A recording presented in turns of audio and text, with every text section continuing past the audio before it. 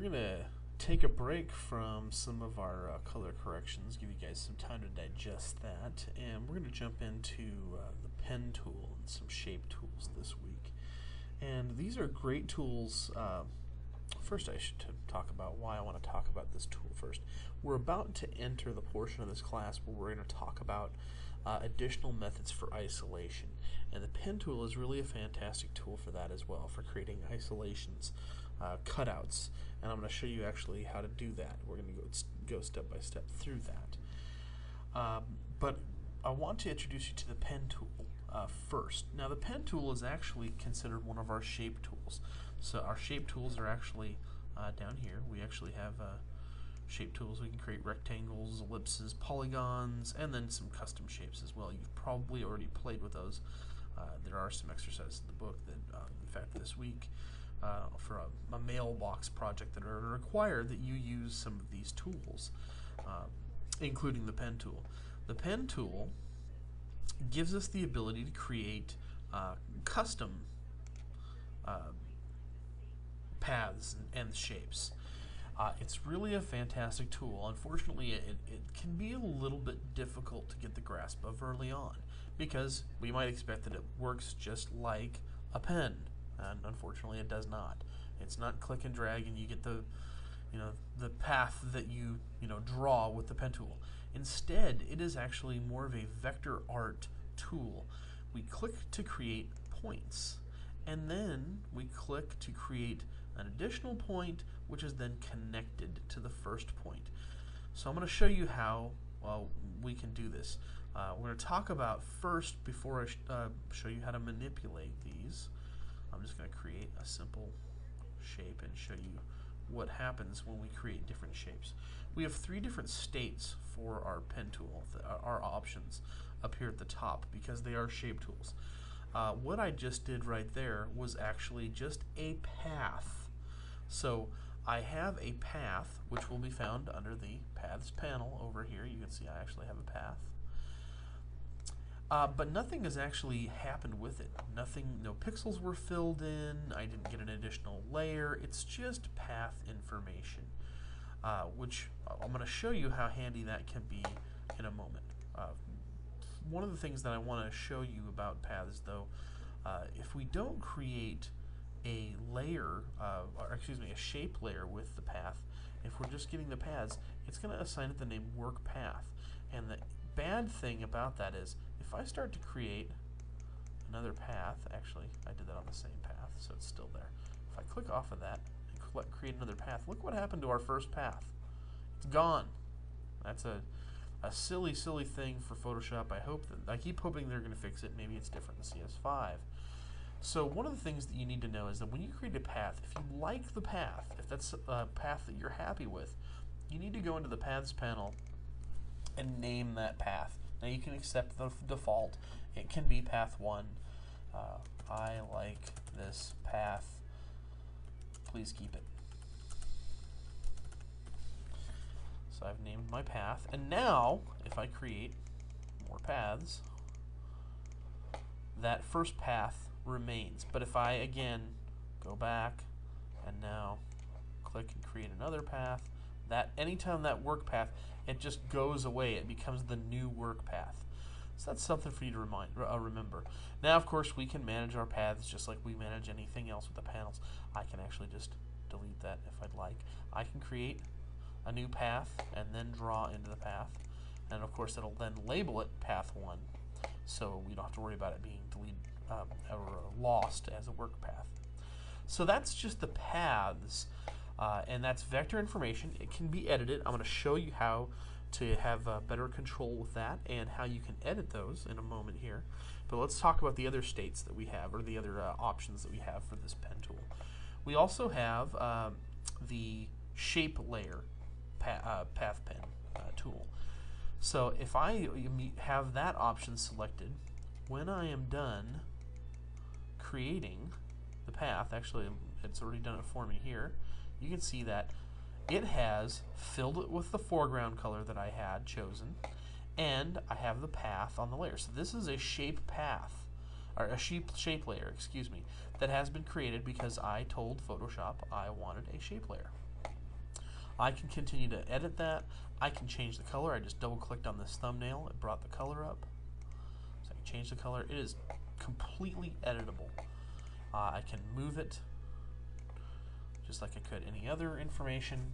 I can use it in a lot of different ways. Great tool. Now I also have, I'm going to click back on my background layer and then grab my pen tool again.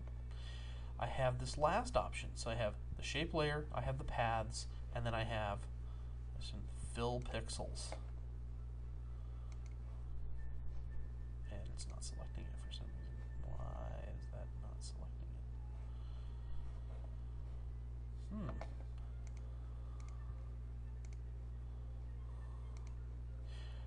it? It looks like that may no longer be an option for the path tool. I'll show you with one of the other shape tools.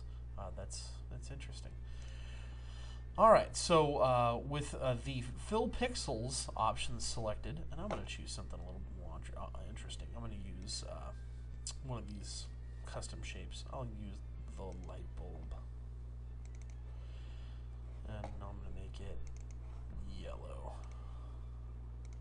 With this option selected, when we create the object, pixels are filled, but no additional layer is created and the path is not created.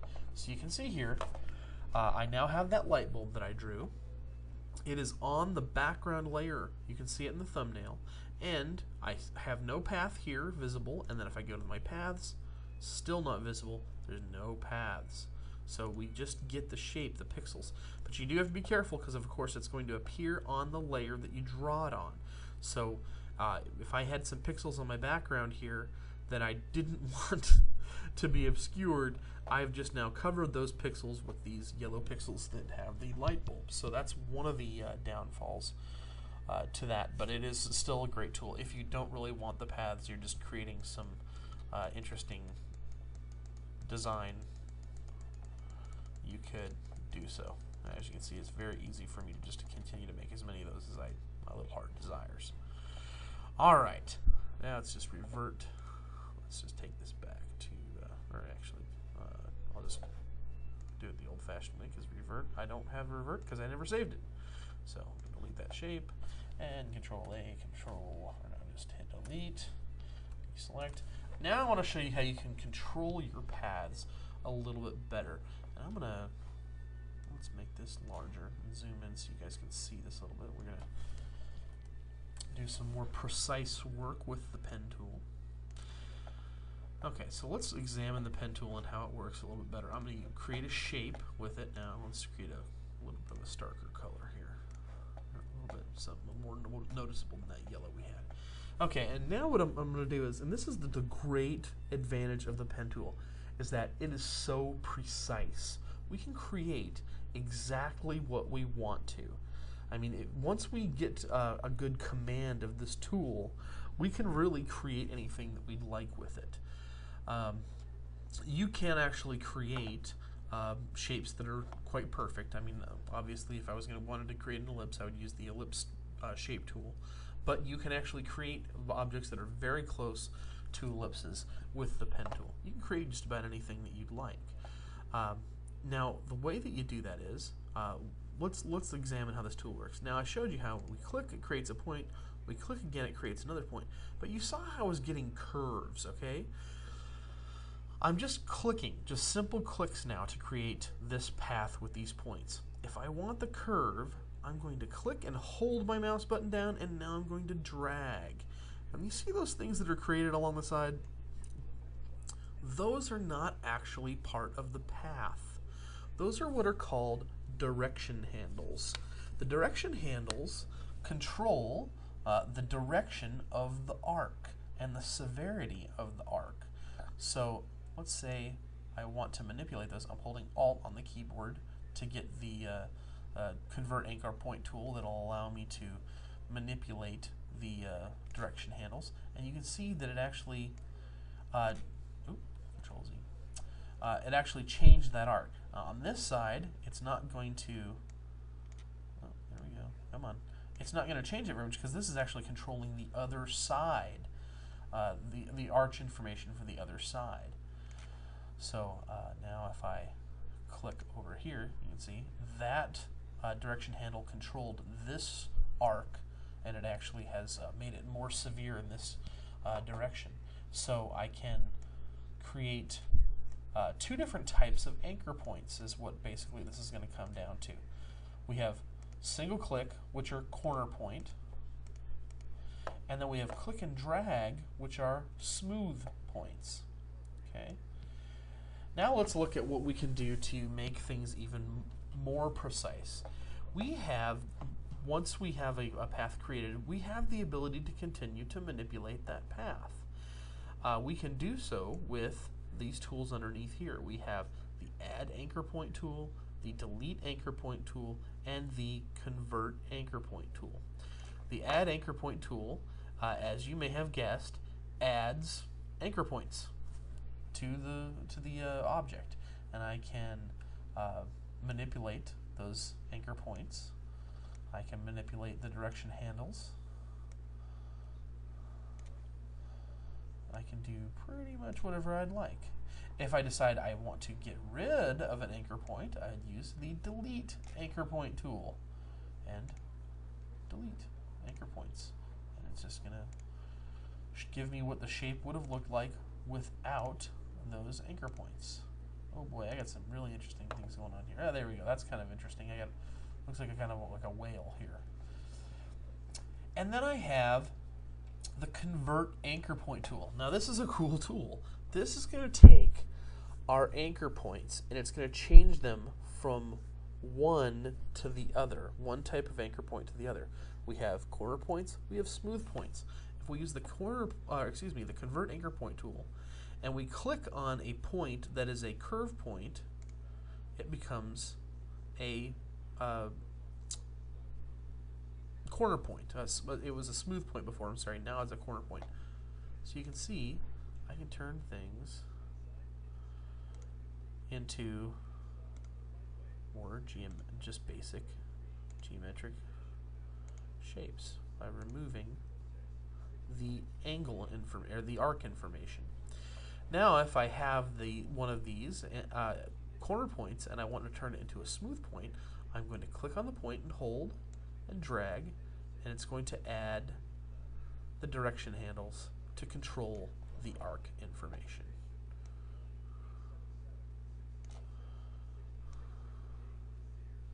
You can see you can actually twist it around. In fact, I'll do it over here just to show you. I don't know why I typically try to avoid that. It's actually kind of a fun design element. But I can actually change all these points now back to smooth points. Now, I'm sure you've seen in there now, we can actually have points that are half and half. They can be they can be part smooth, part corner. And let's actually show you. Yes, I'm just going to delete that whole thing. Thank you very much. Okay, so here I'm going to create an object. I've clicked once. That's a corner point because I only clicked once. Now I'm going to click here and drag, and so I have this is a smooth point. But if I where is it? What am I looking for? There we go. Alt click. Had to play with my keyboard there to remember what I was doing. I alt clicked, and you notice that the direction handle now disappeared. So this is now a half smooth, half corner point. Corner point. I said it there. I have direction handles on one side that controls the arc information, and then I do not have a direction handle on the other side. So now I can have a corner information. I have flat information. There's no arc on this side, and I can do that as much as I'd like. So actually, I just added arc there. So let me go back. So it gives us the ability to do very interesting things, you know. Let me delete that as well. So think about the different shapes that you could create that would be much more difficult if not impossible to create, if not for the pen tool. Actually, I'm going to stop there. I mean, and this is the exercise I like to use in class if you're in one of my classroom sections, to try and create something that has some curves and some kind of irregular shapes. I'm going to go back. As you see, I mess up all the time. I just kind of click undo and go back. So here I've created a very, very terrible guitar shape. You know, this is kind of a good practice element. If you really want to get a good exercise for the pen tool and creating with the pen tool, get very comfortable, you can try creating the alphabet. This is actually an exercise that I give my students in the computer graphics class because it's quite a bit more demanding, and it makes them think about using the pen tool in different ways. Now I want to talk about the homework that you guys have. There's a couple of steps here that I want to go through. Alright, this is what I'm going to have you practice on for the pen tool, and I want to tell you why. Working with Adobe products has its advantages. Adobe products are going to accept native Adobe file formats. So if you're working in InDesign, you can bring in a Photoshop file that has transparencies, PSD file that has transparencies. InDesign is going to recognize that file. However, you sometimes may work with a program that does not have the capability of accepting native Adobe formats. This is where it's really handy to have a good grasp on the pen tool and use what are called clipping masks. We're going to create a clipping mask here. Now, a clipping mask is a mask that is created based on a pen path. Oh, you know what? I'm going to start over here because I started a shape and I just want the path. There we go. So I'm going to really quickly show you here what's going to happen. I have this JPEG. This is the same thing you're going to do for your homework. And I want you to cut it out. I'm going really fast here. I want you guys to be nice and careful and do a better job than me, and go back and use the add, delete, anchor point tools to fix things up. And I'm just gonna zip across here. Doop. There we go. And I'm cheating. And then I'm gonna go into the inside here to get rid of that as well. That's still part of the same path. If I go to my paths, it's all part of that same path. Now I'm gonna name that path. Path 1 is fine. And then I'm gonna do what's called create a clipping path. So I'm gonna go into here. I'm gonna tell it I want a clipping path, and I'm gonna declare path 1 is the clipping path. And now I'm going to save this file, and I'm going to save it. It's very important. It has to be saved as an EPS. EPSs can contain both vector and raster information, and the path is actually vector information. This is a good thing. I'm going to click Save, and I want an 8-bit pixel preview. And let me show you what's going to happen now. I'm going to go ahead and launch PowerPoint. And I'm going to drop my Z's that I just saved into the PowerPoint. Now, you couldn't drop a native Adobe file into PowerPoint. It just wouldn't accept it. It wouldn't know what to do with it. You can't, so you wouldn't be able to take advantage of the transparencies. Let's go and put a design on here that has some background color. There we go. That's good enough. Now I'm going to go in and I'm going to insert a picture. Navigate to where I have that file. That is in, there we go, and there's my sleep illustration, EPS, insert, and would you look at that, the rest of the photo has been clipped away. So I just wanted to show you guys how you do that. Now remember, you have to create the path first. That's the first step. You have to name the path, because otherwise it's going to be work path, and work path can't be identified as a clipping path by Photoshop. So it has to be named, and then you're going to, under the paths panel, go to clipping path. Under this is the flyout menu. Identify your path as the clipping path, and then save as an EPS. Has to be saved as an EPS. Great tool. Lots of publications actually use this.